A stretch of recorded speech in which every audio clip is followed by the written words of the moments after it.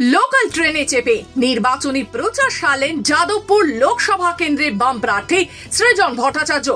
সকাল 8টা নাগাদ প্রথমে গড়িয়া স্টেশনে প্রচার করেন, প্ল্যাটফর্মে থাকা যাত্রী ব্যবসায়ীদের কাছে ভোট প্রচার করেন।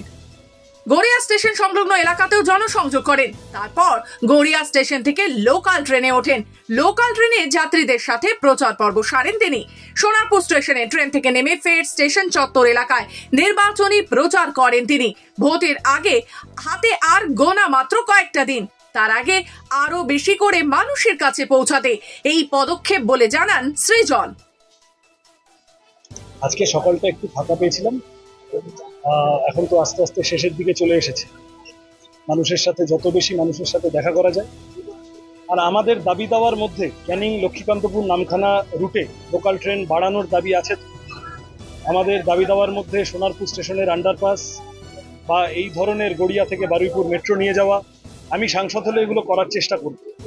যেগুলো নিজে করার চেষ্টা করব, আমার লোকাল ট্রেনে যাতায়াতের অভ্যেস বহুদিনের।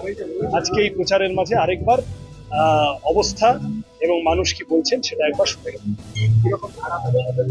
সাড়া খুব ভালো, সাড়া সর্বত্র খুবই ভালো এবং মানুষের মধ্যে স্বতঃস্ফূর্ততা আছে।